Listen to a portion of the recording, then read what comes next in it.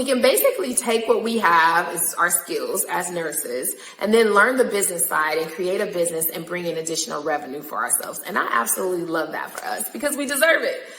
So what I want to talk to you guys about is really understanding what the advantages are. For example, being able to start a business where it is low cost startup, low inventory you have to have, and then also something you can do as a concierge and you don't have to have this big brick and mortar is really, really, really enticing for us.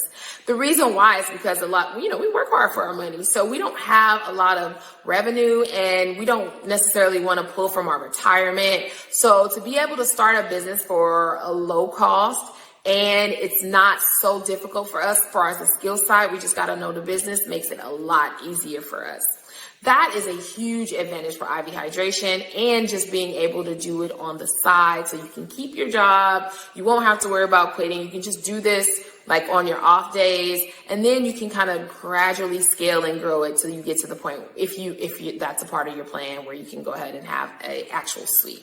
So I love that about IV Hydration. Also, another thing is there in no state can an RN not start IVs. So that means in any state, whether you're an RN or a nurse practitioner, you could essentially own an aesthetic practice. The question becomes, some of these states make it a little difficult as far as the level of supervision you have to have for a medical director. Generally speaking, you have to have a medical director if you're an RN in any state. But generally speaking, most states will allow you to have a telephonic means to communicate with your medical director. And that seems to be okay. I have yet to see a state with IV Hydration where they don't allow that. So that's a really good thing, because when it gets to aesthetics, that's when it gets a little sticky.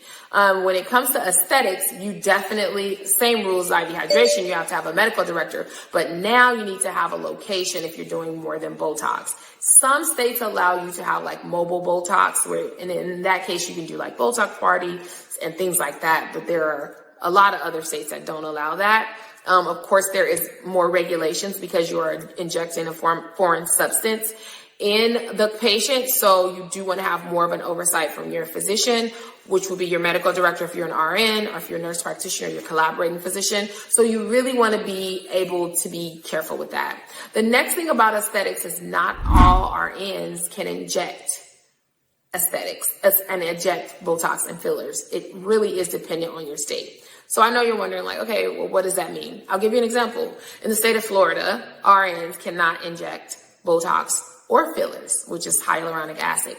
Botox is a toxin. So in the state of Florida, RNs, registered nurses, cannot inject neurotoxins, nor can they inject hyaluronic acid, which is fillers.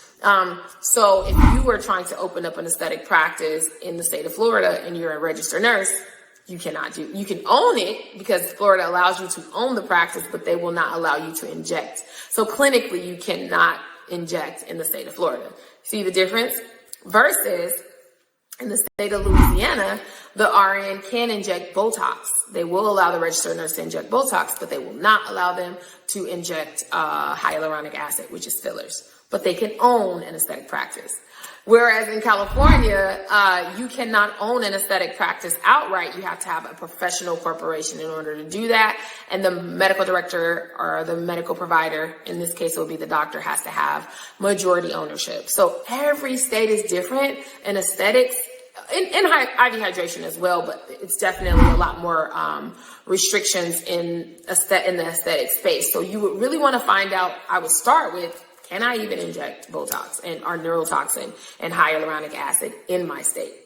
Can I? If you're an RN, you need to look a little bit deeper to make sure. If you're a nurse practitioner, there is no state yet that does not allow nurse practitioners to inject neurotoxins or hyaluronic acid. So that's a good thing. The next thing is you need to think about the cost. Aesthetic treatments are a lot more expensive than IV hydration treatments. IV hydration treatments you can order them and get them within 24 hours, which is great. So you don't have to have like a large supply of inventory.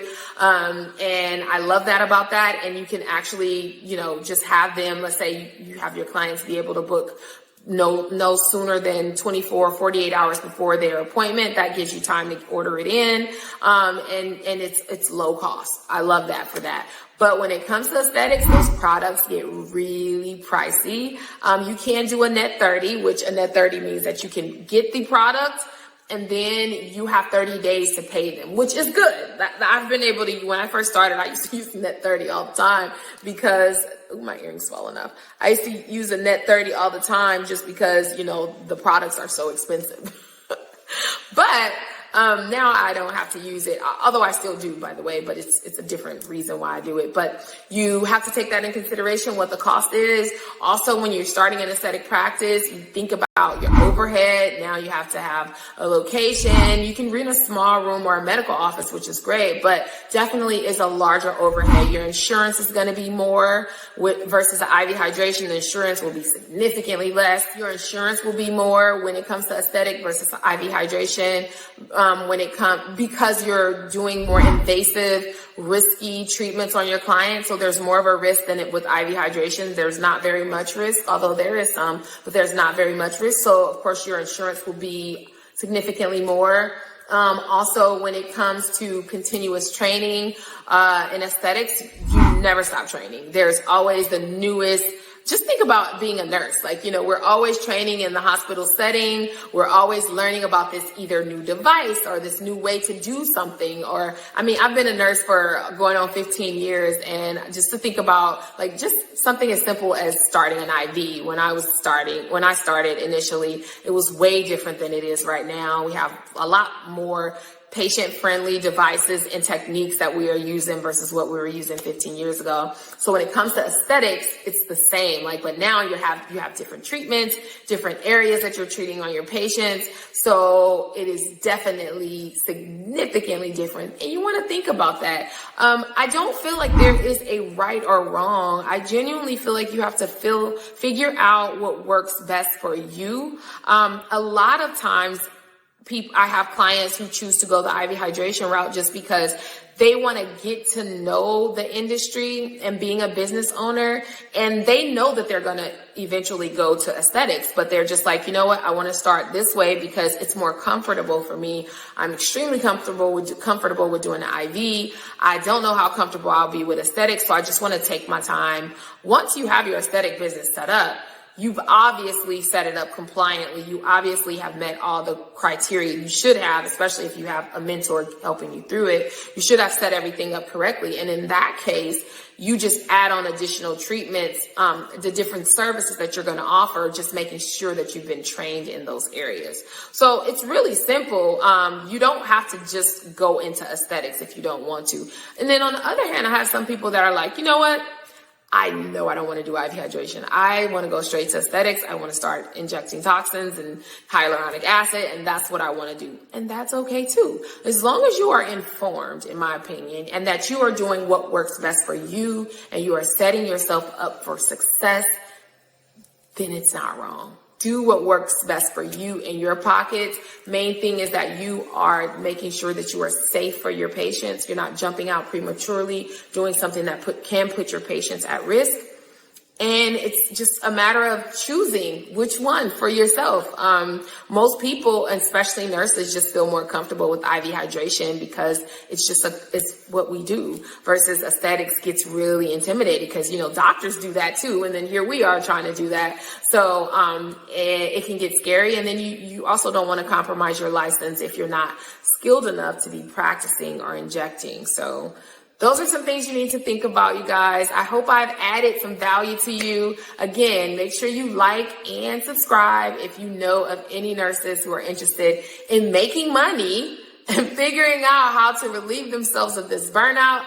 I am the go-to girl. Make sure you go ahead and share this also with your friends because I know you have some of them. And I will see you soon.